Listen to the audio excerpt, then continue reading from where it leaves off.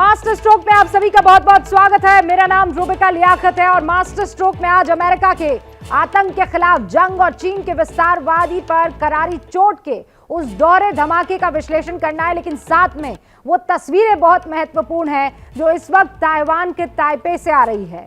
America ने अपने सबसे बड़े दुश्मन और अलकायदा के प्रमुख अयमन अल जवाहिरी को एक मिसाइल अटैक में ढेर कर दिया है। ये दो आज की सबसे महत्वपूर्ण खबर, और इस दोनों के मरकज में यानी सेंटर में अमेरिका है।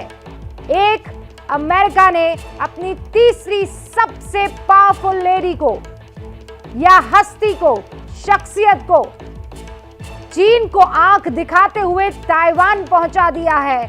और दूसरा, अमेरिका ने अल जवाहिरी अपने तीसरे नंबर के दुश्मन को 21 साल बाद ढेर कर दिया है। आज सुबह अमेरिका ने अल जवाहिरी के मारे जाने की पुष्टि कर दी है। चीन के विस्तारवादी आक्रामक रुख पर भी अमेरिका ने डिप्लोमेटिक अंदाज में अटैक कर दिया है।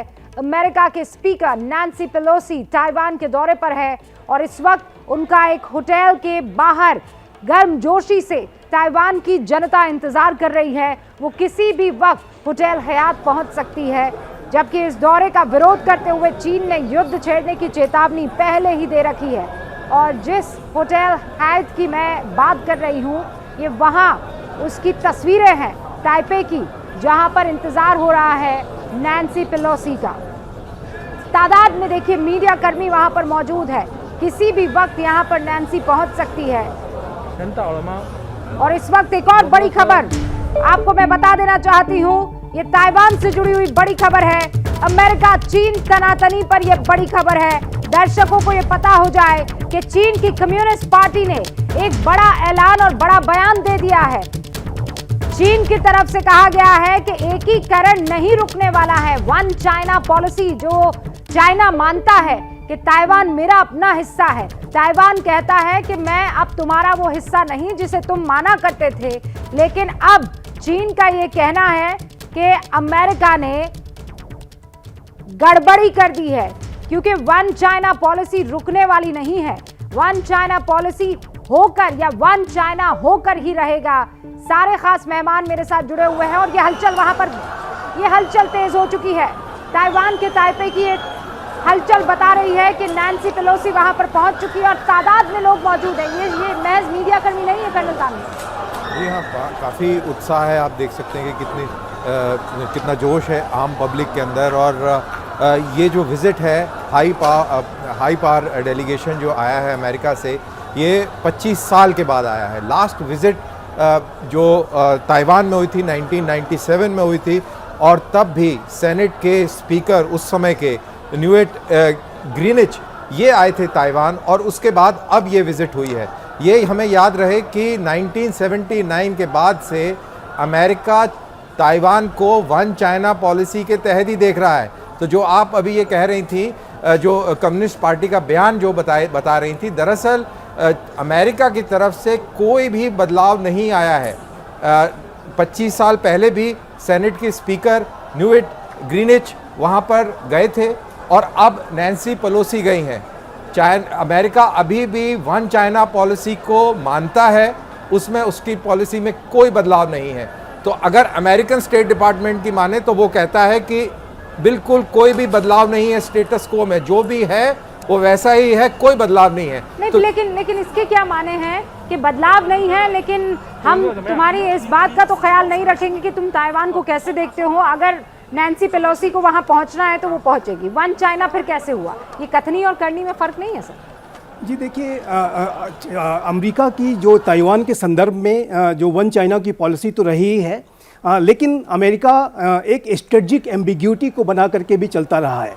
और जब अमेरिका और चाइना के संबंधों में जब सुधार होना शुरू हुआ तो ताइवान के संदर्भ में अमेरिका की जो पॉलिसी में कुछ चेंजेज आए।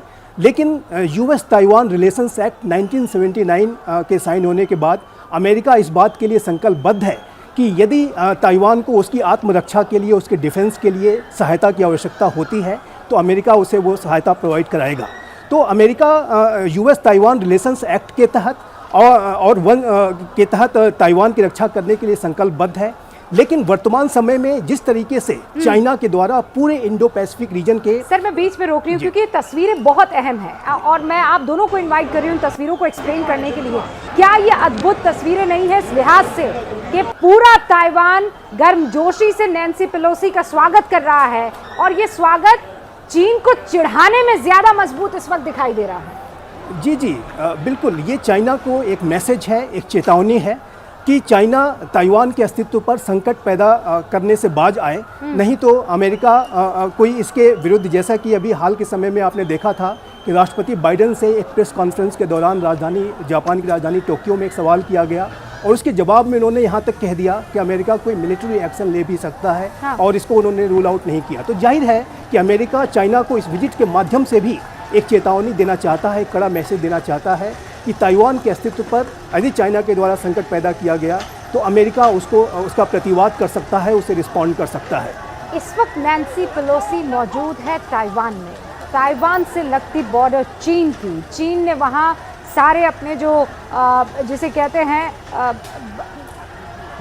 उनके जितने भी युद्धपोत से लेकर जितने भी उनके आर्म एंड आर्टिलरी है वो इस बात की तैनाती में है कि कभी भी कुछ भी हो सकता है। तो क्या आर्म कॉन्फ्लिक्ट का कोई इस वक्त सीन नजर आ रहा है कर्नल दानवी? नहीं, बिल्कुल नहीं, ये सिर्फ पोस्टरिंग है और बिल्कुल भी आर्म कॉन्फ्लिक्ट नहीं होगा, हो नहीं सकता है। और इन एनी केस चाइना ने ये बोला है कि हम लाइव फायरिंग करेंगे ताइवान के इर्द गिर्द, तो वो सब एक नॉर्मल युद्धाभ्यास है जो कि चाइना उस तरीके के युद्धाभ्यास करता रहा है। इस बार शायद इस जवाब में इस विज़िट के जवाब में कुछ ज़्यादा बड़े पैमाने पर शायद वो ऐसे युद्ध अभ्यास कर दें, लेकिन किसी भी हालत में दोनों मुल्कों के बीच में लड़ाई नहीं होगी क्योंकि उसके बहुत गंभीर नतायज भी निकलेंगे। और साथ के साथ अगर ये तनातनी कॉन्फ्रंटेशन में बदली होती है तो वो चाइना के लिए बहुत बड़ा झटका होगा। चाइना तो कहीं का नहीं रहा ना कर्नल दानवीर, इस लिहाज से कि ये तो वो बादल हो गया जो गरजता है और बरसता नहीं है। बिल्कुल, एब्सोल्युटली, ब्रिंकमैनशिप की लड़ाई के अंदर चाइना हार चुका है। इस समय ये जो तस्वीरें आप देख रहे हैं जिसके अंदर वहां पर आम जो ताइवान के नागरिक हैं उनके अंदर उत्साह जो देखने को मिल रहा है, दरअसल ये उसी चीज की तस्दीक कर रहा है कि चाइना की जो हैसियत है वो कमजोर हो गई है, कम पड़ गई है। Nancy Pelosi is the star Asia Pacific की और उन्होंने चाइना की हवा निकाल दी है। ये वही नैन्सी पेलोसी हैं जिन्होंने 1991 के अंदर थिनामेन स्क्वायर के ऊपर जाकर इन्होंने काला झंडा दिखाया था और इसीलिए चाइना रेटल्ड भी है।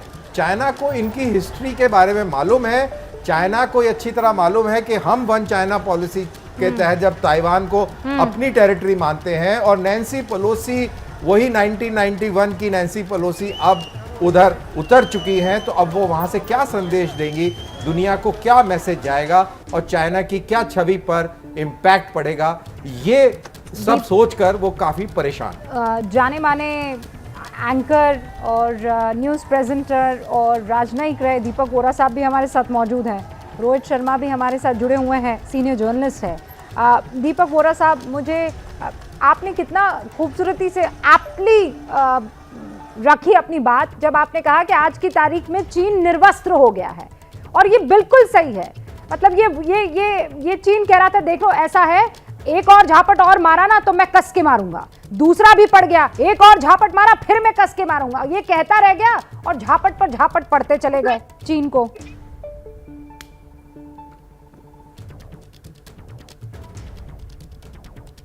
बिल्कुल सही फरमाया आपने, कर्नल दानवी ने अभी जो बताया, श्रीवास्तव साहब ने जो कहा है 100% एक्यूरेट है। मैम, इसमें वन चाइना पॉलिसी की जो बात है रही ना, मैं भी वन चाइना पॉलिसी का समर्थन करता हूं, लेकिन डेमोक्रेटिक चाइना। जिस दिन बीजिंग में एक कम्युनिस्ट पार्टी चली गई और पिंगपोंग साहब अगले 5000 साल के लिए जो बनना चाहते हैं लीडर उस देश के, जब वो चले जाएंगे तो मुझे लगता है कि कम्युनिज्म खत्म हो जाएगा और ताइवान बड़ी खुशी से कहेगा कि वन चाइना पॉलिसी तो हम भी अपनाते हैं। दूसरी चीज, चाइना की ताकत आपको याद है ना कर्नल दानवी, आपको तो याद है, श्रीवास्तव साहब आपको पता है लास्ट वीक ऑफ जून में क्या हुआ था? इसी साल जो अमेरिकन वॉर प्लेन्स पहुंच गए थे with in 5 minutes of mainland China, वो फ्लाई कर रहे थे और चीन ने अपने जेट स्क्रैम्बल किए और जब पता लगा कि ये तो बड़ी गड़बड़ होगी, अमेरिकी इतने पास आ गए हमारे, खामोश हो गए, कुछ नहीं बोला। मैम, अभी मेरे पास एक मैसेज आया है, मेरे एक मित्र हैं सिंगापुर में जो चाइना के साथ कॉन्ट्रैक्ट रखते हैं, चाइनीज फ्रेंड्स के साथ, कहते हैं देयर इज nothing. मैं पढ़ रहा हूँ वो message, nothing on Chinese social media about Nancy Pelosi's visit to Taiwan. अपने ही लोगों से झूठ बोल रहा है, उनको बता रहा है वो डर गई और नहीं गई वहां पर। कैसे भरोसा कर सकते हो आप ऐसे लोगों पर? One China, non communist China, हम सब समर्थन करते हैं। वन चाइना, लेकिन उसके दो चेहरे ना हो, हर कोई उसका समर्थन करेगा, क्यों मिस्टर श्रीवास्तव? जी देखिए, चाइना को लेकर के आज ऐसा लगता है कि अंतर्राष्ट्रीय समुदाय में एक गहरी समझ पैदा हो गई है। भारत के अंदर भी आप देखिए तो भारत लगातार चाइना के विरुद्ध अपनी पोजीशन ऑफ स्ट्रेंथ को, अपने डिफेंस पोस्चर को मजबूत कर रहा है। अच्छा, I am really sorry sir, मैं आपको बीच में इसलिए रोक रही हूँ कि अचानक मेरी विजुअल्स पर नजर पड़ी है। काफिला उनका नीचे की तरफ गया है, आपने देखा बेसमेंट की तरफ गया है, वो ऊपर की तरफ नहीं उतरा। मतलब सिक्योरिटी का पूरा ख्याल रखा जा रहा है, ऐसा नहीं है वो आई धरती पर उन्होंने चैलेंज कर दिया, लेकिन सिक्योरिटी का पूरा ख्याल रखा जा रहा है। जी जी, बिल्कुल बिल्कुल सिक्योरिटी का बहुत ख्याल रखा जा रहा है, क्योंकि हाँ, उनका चेहरा नहीं दिखाया। निसंदेह एक सिक्योरिटी चैलेंज है। और जिस तरीके के बयान चाइना की तरफ से लगातार दिए जाते रहे, लगातार धमकियां दी जाती रहीं, चाहे सरकारी प्रवक्ता हों, चाहे वो स्टेट मीडिया, ग्लोबल टाइम्स में जैसे लेख लिखे गए, तो उसको लेकर के निसंदेह एक हाई अलर्ट की सिचुएशन है और उनकी सुरक्षा की पूरी जो है सारे बंदोबस्त किए गए हैं और उसके बाद ही ये विजिट कराई गई है, सारे असेसमेंट को करने के बाद ही। अब व्हाट नेक्स्ट? नैन्सी पेलोसी अब क्या करेंगी? आप लोगों का क्या आकलन है? श्रीवास्तव जी, शुरुआत आपसे करेंगे। जी देखिए, मेरा इसमें स्पष्ट रूप से मानना है कि नैन्सी पेलोसी की जो अभी एक भाषण उनका होगा, जो कि संभव है कि अभी वो कुछ स्टेटमेंट्स दे, तो स्टेटमेंट देगी, आप ये मान रहे हैं? कर्नल दानवे, देखिए, जो बाइडन और जो उनकी गवर्नमेंट है वो पहले ही इसको प्राइवेट विजिट कह चुकी है और इस प्राइवेट विजिट जरूर कह चुकी है, लेकिन उनका जो भी कोई बयान होगा उसकी अहमियत बहुत होगी। तो मोस्ट लाइकली, इनफैक्ट 100% वो वहाँ पे ये बात करेंगी तो वो चाइना के ह्यूमन राइट्स रिकॉर्ड को लेकर बात करेंगी। तिब्बत के ऊपर उनका स्टांस जो है बहुत ही स्ट्रॉन्ग और एग्रेसिव है, दुनिया को इसके बारे में मालूम है। चाइना इस बात को लेकर काफ़ी परेशान है। तिब्बत का पॉइंट भी ये यहाँ पर रखेंगी और साउथ चाइना सी के अंदर नेविगेशनल फ्रीडम की भी बात ये रखेंगी। तो ये 2-3 बातें हैं, मेरे को लगता है कि वो 100% इस अभी करेंगे। रोहित शर्मा, आपका क्या इस पर टेक है? प्राइवेट विजिट, लेकिन क्या वो मीडिया से मुखातिब होंगी और इन बातों को रखेगी? चाइना को यहाँ पर ताइवान की ज़मीन से अपने ही लहजे में चैलेंज करेंगी कि किया भी और नहीं भी?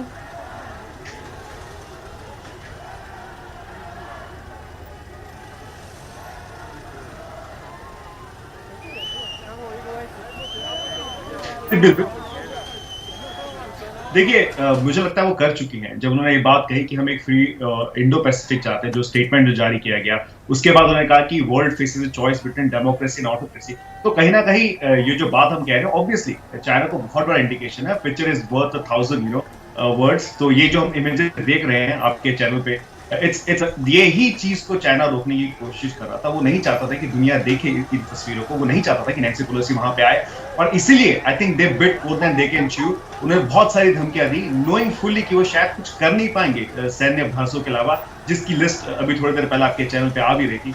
तो अनफॉर्चुनेट है चाइना के लिए कि उन्होंने इस तरह का एक पोस्चर रखा जिसमें उन्हें पता था कि वो हार जाएंगे। और जो तस्वीरें लगातार आप दिखा रहे हैं, जिस तरह के लोग वहां पे, मीडिया कर्मी के अलावा भी, तो यही तस्वीरें छुपाने की कोशिश चाइना चाहता था कि ये दिखाए ना जा सके। और तीसरी चीज जो बात हम कह रहे थे कि प्राइवेट विजिट है, देखिए नैन्सी पेलोसी इलेक्टेड रिप्रेजेंटेटिव, वो गवर्नमेंट का पार्ट है। भले ही व्हाइट हाउस इसमें कुछ भी कहे, किसी भी तरह से डिप्लोमेटिकली इसे थोड़ा सा कमजोर करने की कोशिश करे, she is third in the line to the presidency, और कहीं से भी एक प्राइवेट विजिट नहीं है, ये एक गवर्नमेंट ऑफिशियल की विजिट है।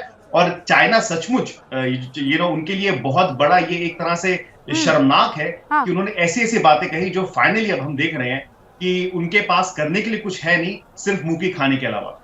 अब कुछ भी नहीं किया जा सकता है। नैन्सी पेलोसी का आगे का प्लान क्या होता है?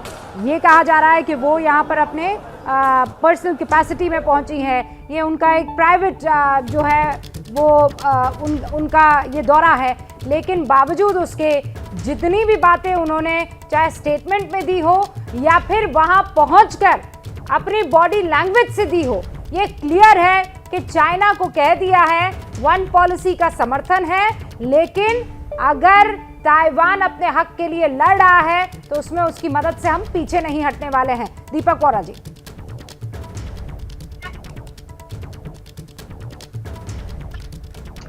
ये जो अभी बात की श्रीवास्तव साहब ने और दूसरे विशेषज्ञ ने कि वो कोई स्टेटमेंट देंगी, स्टेटमेंट देने की जरूरत नहीं है, उनकी विजिट ही एक स्टेटमेंट है। उन्होंने ये साबित कर दिया मैं आ गई हूँ, आपकी धमकियों की हम परवाह बिल्कुल नहीं करते। और अगर वो कुछ कहेंगी भी यही कहेंगी this is a Triumph of democracy. एक डेमोक्रेसी दूसरी डेमोक्रेसी का समर्थन कर रही है, उसके बाद कुछ कहने की जरूरत नहीं है। Her presence is the most powerful statement. और चीन डर गया मैम, बौखला गया है। अब कुछ ना कर 2-4 जहाज यहाँ उड़ा देगा, ये कर देगा, फिर अपने लोगों से बोलेगा देखो जी डर के मारे रहने तो 3 दिन आई थी, डर के मारे 36 घंटे में भाग गई। इस तरह की बकवास वो तो करते रहते हैं, कोई सुनता नहीं है, अब उन पे कोई विश्वास नहीं करता। बुरी तरह से उनको तमाचा पड़ा है मैम, और मुझे लगता है कि बहुत समय तक अब उठ नहीं पाएगा। और अब तो ये खबरें भी आने लगी है कि युद्ध अभ्यास का फैसला कर दिया है। 2 तारीख से लेकर 4 तारीख तक चाइना की तरफ से युद्ध अभ्यास होने वाला है। 4 से 7 तारीख तक युद्ध अभ्यास कर्नल दानवीर होने वाला है। अब वो युद्ध अभ्यास ही करते रहें, जो युद्ध अपने लेवल पर करना था वो तो अमेरिका कर गया।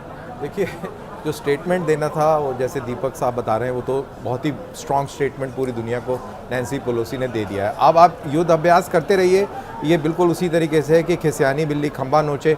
युद्ध अभ्यास से आगे क्या आप अचीव करेंगे? अपना तेल खर्च करेंगे, अपना एमिनिशन खर्च करेंगे और ज़ाया करेंगे, लेकिन उससे ज़्यादा और कुछ नहीं कर पाएंगे, क्योंकि जो स्टेटमेंट देना था वो अमेरिका ने दे दिया है। और अमेरिका का बहुत ही strong USS Ronald Reagan fleet जो है, जो कैरियर फ्लीट है, वो उस इलाके में पहुंचा है। और 30 जुलाई को उसने ये साउथ चाइना सी क्रॉस करके और ताइवान के बिल्कुल साउथ में पॉइज्ड है वो भी एक स्टेटमेंट है, एक मिलिट्री स्टेटमेंट अमेरिका की तरफ से भी दिया गया है। स्टैंड बाय पर है वहाँ पे पूरी फ्लीट, पैसिफिक फ्लीट के अन्य जहाज भी स्टैंड बाय पर हैं। जो जापान के अंदर जो एयर बेसिस हैं वहाँ पर भी एयर एसेट्स जो है स्टैंड बाय पर हैं।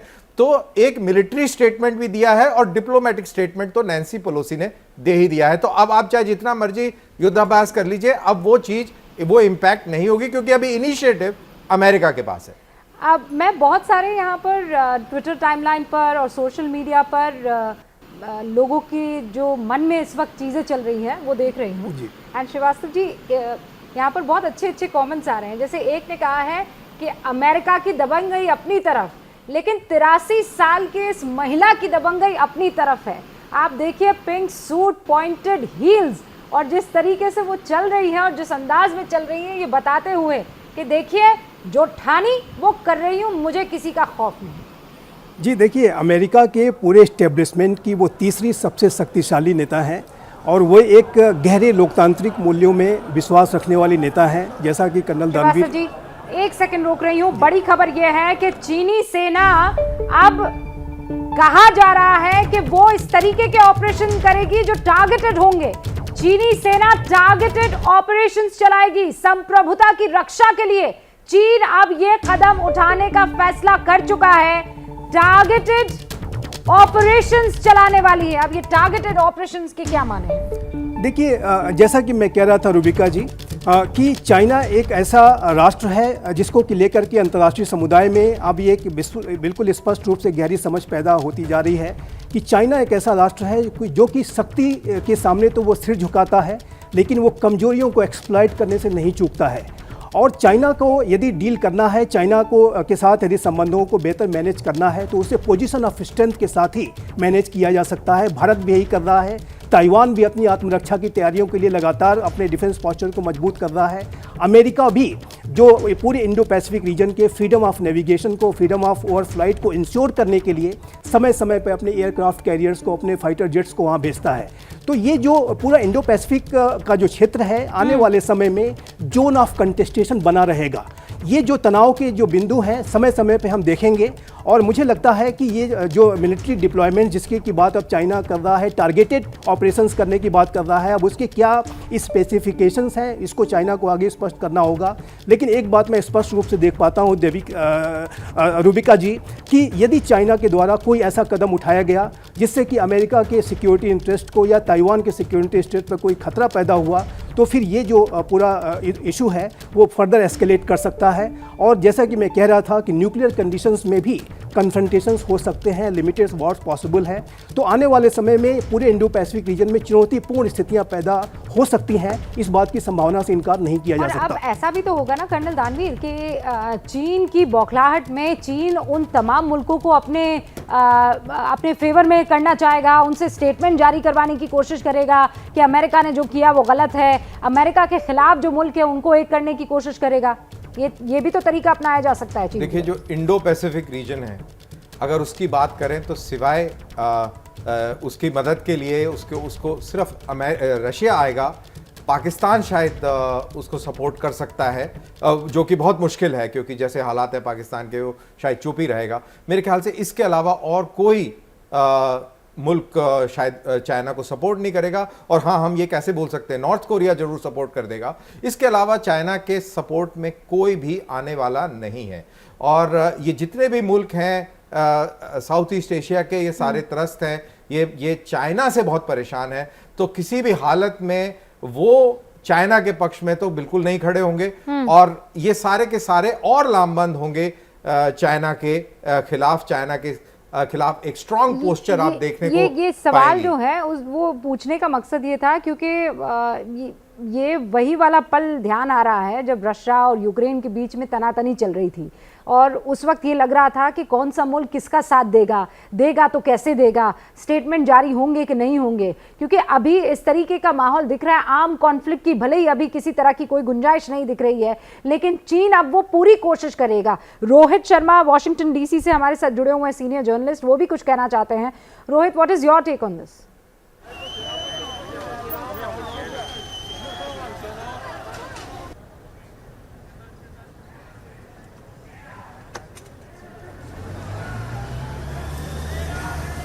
देखिए, सबसे इम्पोर्टेंट बात इसमें का ये है कि अमेरिका के ऊपर, स्पेशली जब यूक्रेन का वॉर होता है जिसका आप जिक्र कर रहे थे, ये बहुत लोगों ने कहा कि अमेरिका पीछे से जो है सपोर्ट कर रहा है, खुद इसमें कॉन्फ्लिक्ट में नहीं आ रहा है। तो कहीं ना कहीं ताइवान को लेके उस समय जब बात चल रही थी तो ये एक बहुत बड़ा डिस्कशन हुआ था यहाँ पे वॉशिंगटन में कि किस तरह से हम ताइवान को देखेंगे। और ये एक पहला कदम है इसमें दिखाने के लिए पूरी दुनिया को कि अमेरिका जिसको अपना पार्टनर मानता है, जिनको समझता है कि वो उनका समर्थन इसको देना चाहता है, अमेरिका पूरे रूप से उसका समर्थन करेगा।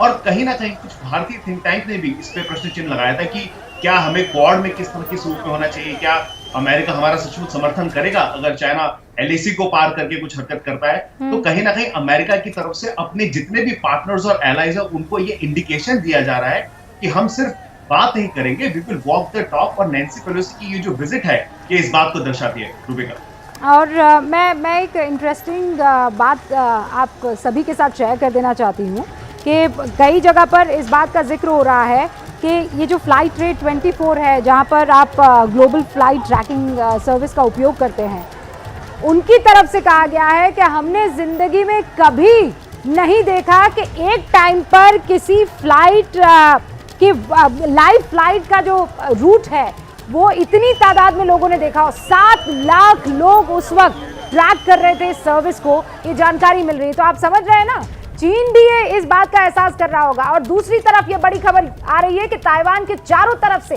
सैन्य अभ्यास करने की पूरी प्लानिंग चीन की तरफ से हो चुकी है।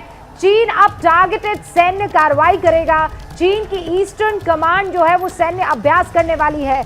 ये what do you mean by this? सैन्य अभ्यास के क्या माने हैं? सैन्य अभ्यास यही है कि ताइवान के चारों तरफ लाइव फायरिंग करेंगे, नेवल फायरिंग होगी, लॉन्ग रेंज नेवल आर्टरी की फायरिंग होगी, एम्फीबियस ऑपरेशंस की मनूवर्स होंगे और ये सारी कार्रवाइयाँ होंगी। बेसिकली ताइवान को डराने की कोशिश होगी, ताइवान को एक साइकोलॉजिकल प्रेशर के तहत लाने की कोशिश होगी। युद्ध अभ्यास और असल में आर्म कॉन्फ्लिक्ट, इन दोनों में फर्क कितना है? ये कैसे पता लगेगा? ये जमीन आसमान का फर्क है। और कैसे? भाई हर साल हम इतने युद्ध अभ्यास करते हैं तो हर साल हम लड़ने थोड़ी चले जाते हैं। युद्ध अभ्यास तो अपनी तैयारी को बताता है और दुश्मन को ये बताता है कि देखिए हम तैयार हैं। तो दूसरी तरफ की पार्टी है वो भी तो उसका काउंटर करेगी, वो भी तो युद्ध अभ्यास की ड्रिल्स करेंगे। तो क्या ताइवान युद्ध अभ्यास नहीं करेगा? और जब ताइवान युद्ध अभ्यास करेगा तो क्या अमेरिका युद्ध तो अभ्यास कर्नल नहीं दानवीर, करेगा? इसका मतलब ये है कि अपनी अपनी रिंग में हम कुश्ती करेंगे, हाँ, अपनी हम अपनी दूसरों को मुक्के नहीं मारेंगे। ये बिल्कुल बॉडी बिल्डर्स की तरह है कि स्टेज पे खड़े होकर सब अपनी अपनी बॉडी दिखाएंगे। हाँ श्रीवास्तव जी, ये बॉडी पोस्चरिंग होगी और कुछ भी नहीं। ये एक पोस्चरिंग होती है और निसंदेह ये एक मैसेज देने की कोशिश होती है कि यदि हमारे ऊपर कोई खतरा पैदा किया गया तो हमारे पास ये कैपेबिलिटी है, हमारे पास वो रिसोर्सेस हैं कि हम उसे रिस्पॉन्ड कर सकते हैं। तो ये एक डिटरेंस की भी एक्सरसाइज होती है, इसमें कोई शक नहीं है।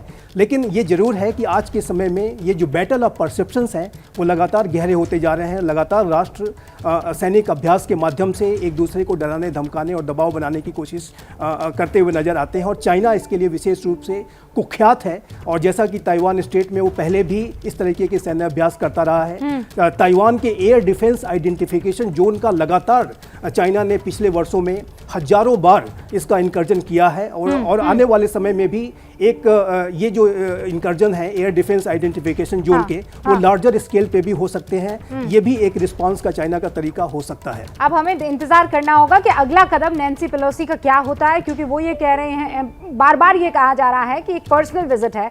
आप चारों का बहुत बहुत शुक्रिया जेंटलमैन, थैंक यू। आप एबीपी न्यूज़ के दर्शकों को हर एक डिटेल दे रहे थे और अपना पर्सपेक्टिव समझाने की कोशिश कर रहे थे, बहुत बहुत शुक्रिया। तो अब मास्टर स्ट्रोक में अमेरिका के आज के दूसरे सबसे बड़े एक्शन की बात करेंगे। अयमन अल जवाहिरी के मारे जाने की इनसाइड स्टोरी आपके पास पहुंचानी है मास्टर स्ट्रोक में। अल जवाहिरी को मारकर अमेरिका ने 9/11 का संपूर्ण बदला ले लिया है। संपूर्ण मतलब वो तमाम लोग जो लिस्ट में मौजूद थे 9/11 के जख्म देने के लिए, उनका सफाया कर दिया है। उन हमलों के आरोपियों में से जवाहिरी आखिरी बचा था जो मारा गया। 2.5 करोड़ अमेरिकी डॉलर्स यानी करीब 196 करोड़ रुपए का उस पर इनाम था। खुद अमेरिका के राष्ट्रपति कह रहे हैं कि आज 9/11 हमले के पीड़ितों को न्याय मिल गया है। लेकिन अल जवाहिरी मरा कैसे या मारा कैसे गया? अमेरिका को इतनी सटीक इंटेलिजेंस मिली तो मिली कैसे? उसने सुबह सुबह फज्र की नमाज के वक्त बालकनी में घूमने आए जवाहिरी को कैसे टारगेट किया? हमारे पास इनसाइड स्टोरी है, पूरी रिपोर्ट मास्टर स्ट्रोक में। तारीख 7 अगस्त 1998। कीनिया की राजधानी नायरोबी में अमेरिकी दूतावास पर हमला हुआ। इसमें 213 लोगों की मौत हुई। तारीख 7 अगस्त 1998। तंजानिया की राजधानी दार एस सलाम में अमेरिकी दूतावास पर हमला हुआ। 11 लोगों की मौत हुई।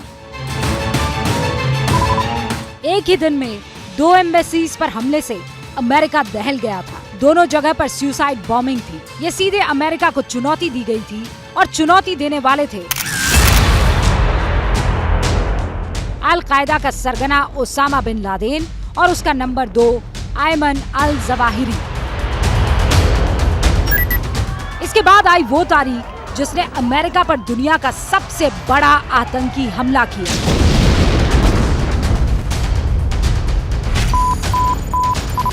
तारीख थी 11 सितंबर 2001, जिस दिन अमेरिका के न्यूयॉर्क के ट्विन टावर समेत कई जगहों पर हमले हुए।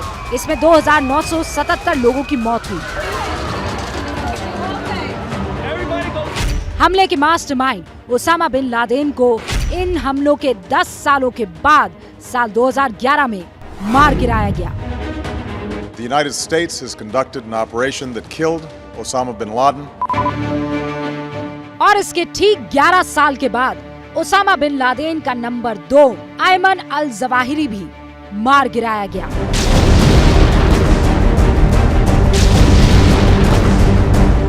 Direction. The United States successfully concluded an airstrike in Kabul, Afghanistan that killed the emir of Al-Qaeda, Ayman al-Zawahiri. Al Zawahiri की मौत के साथ ही 9/11 हमलों के 21 सालों के बाद अमेरिका ने अल कायदा से अपना बदला पूरा कर लिया है, क्योंकि इन हमलों में शामिल हर एक शख्स को अमेरिका ने या तो मार गिराया या पकड़ लिया। तारीख 30 जुलाई 2022। जगह काबुल का डाउनटाउन इलाका। हर तरफ धुआं दिख रहा है, लेकिन एक घर से ज्यादा धुआं आ रहा है। यह अल जवाहिरी पर हमले के ठीक बाद का वीडियो है। अमेरिका की ड्रोन स्ट्राइक के फौरन बाद का वीडियो।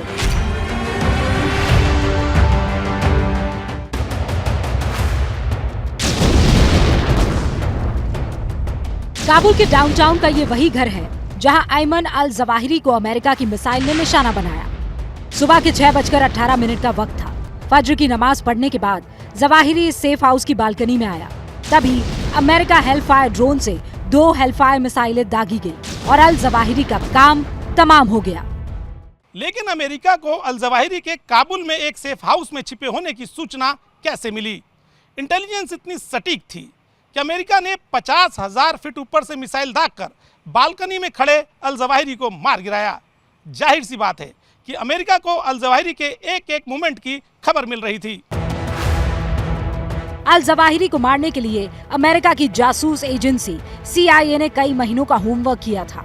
महीनों तक CIA के जासूस ये पता लगा रहे थे कि ये व्यक्ति अल जवाहिरी है कि नहीं। अमेरिका ने जवाहिरी को इस साल की शुरुआत में ही काबुल में लोकेट कर लिया था। अमेरिका की इंटेलिजेंस एजेंसियों को ये पता चला कि काबुल में जवाहिरी को परिवार समेत एक सेफ हाउस में रखा गया है। ये सेफ हाउस आतंकी संगठन हक्कानी नेटवर्क के सरगना सिराजुद्दीन हक्कानी का था। सिराजुद्दीन हक्कानी तालिबान का मौजूदा गृह मंत्री भी है। जिस घर में जवाहिरी अपने परिवार के साथ था वो सिराजुद्दीन हक्कानी के ही एक साथी का था। इसके अगले 3 महीनों तक अमेरिकी इंटेलिजेंस विभाग ने अल जवाहिरी पर नजर रखनी शुरू कर दी। अल जवाहिरी की पल पल की जानकारी ली गई जिसके बारे में उसे खबर तक नहीं थी। उसके डेली रूटीन से जुड़े हर कदम की जानकारी ली गई। इस साल अप्रैल की शुरुआत में NSA जेक सुल्लिवन समेत बाइडेन प्रशासन के अधिकारियों के साथ ये जानकारी साझा की गई और फिर ये जानकारी राष्ट्रपति जो बाइडेन को भी दी गई। अधिकारियों के एक बहुत छोटे से ग्रुप को इस अति गोपनीय ऑपरेशन की जानकारी मिली ताकि कोई भी सूचना लीक ना हो। पिछले कुछ हफ्तों में अमेरिकी राष्ट्रपति जो बाइडेन ने अपने सलाहकारों, कैबिनेट के सदस्यों के साथ बहुत सी मीटिंग की, जिनमें मुख्य तौर पर CIA director William Burns, director of national intelligence Avril Haines और national counter terrorism centre director Christine Abizaid मौजूद थे।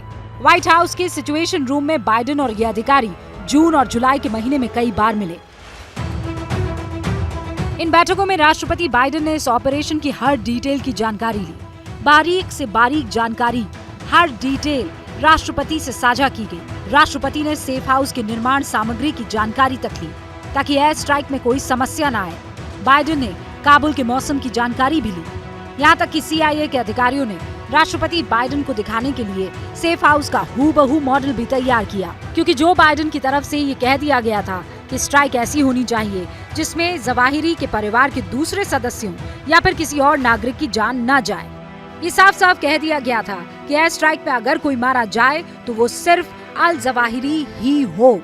इसके बाद 25 जुलाई को राष्ट्रपति बाइडेन ने एयर स्ट्राइक की मंजूरी दे दी। मंजूरी से पहले राष्ट्रपति बाइडेन ने हर अधिकारी से इसके बारे में पूछा और सब ने यही कहा कि हाँ, एयर स्ट्राइक करनी चाहिए।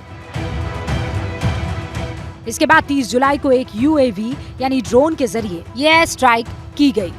अल जवाहिरी काबुल में अपने घर की बालकनी पर खड़ा था, तभी अमेरिका ने स्ट्राइक की और अल जवाहिरी मारा गया।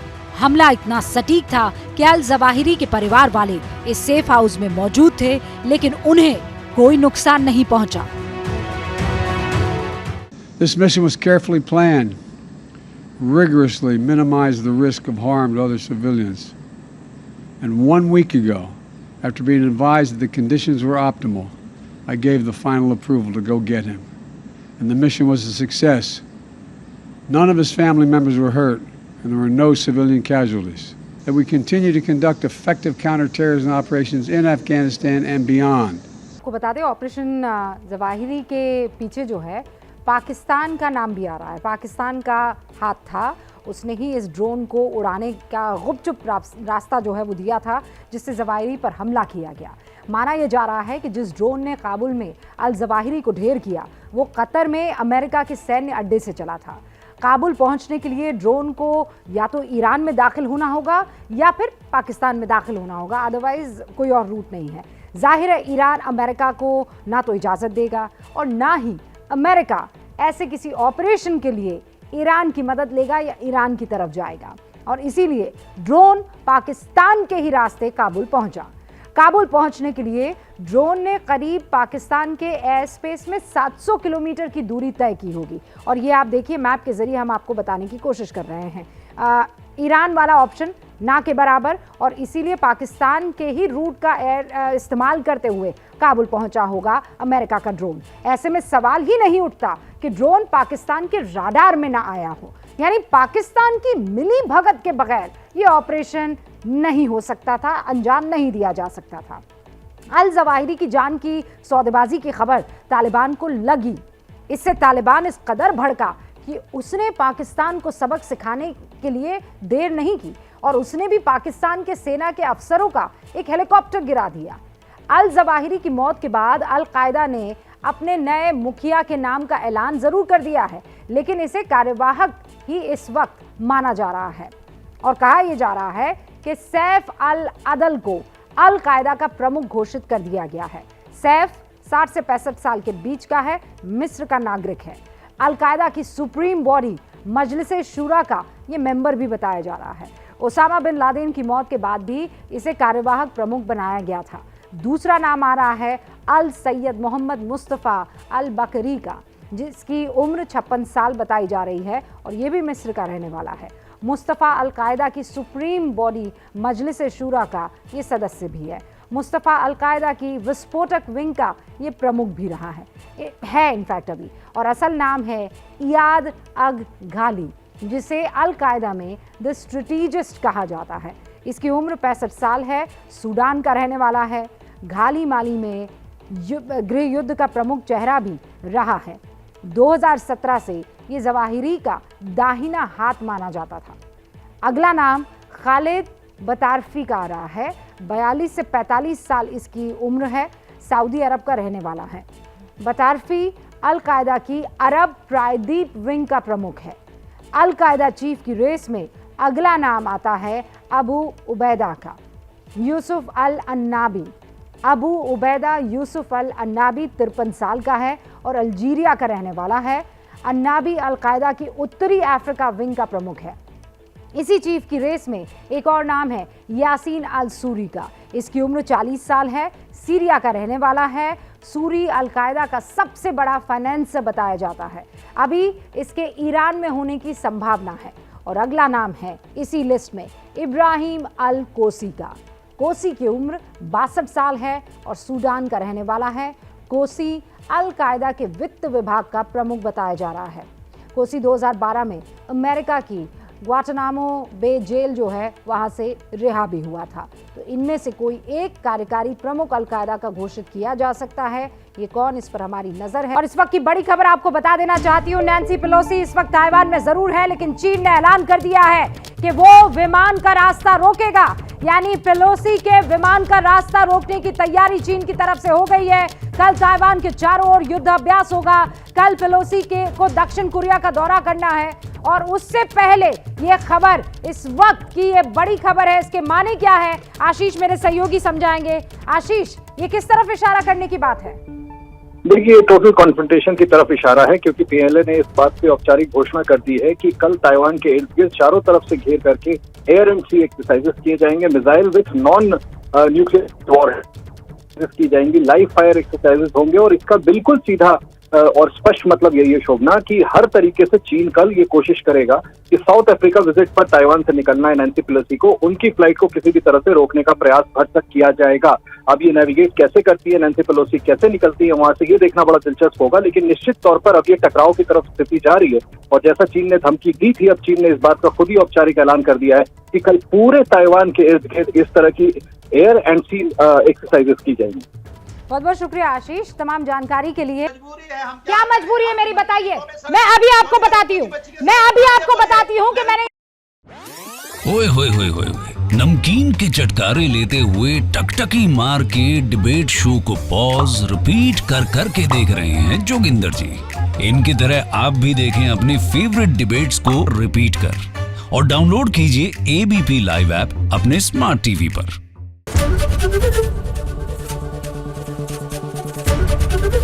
एबीपी न्यूज आपको रखे आगे।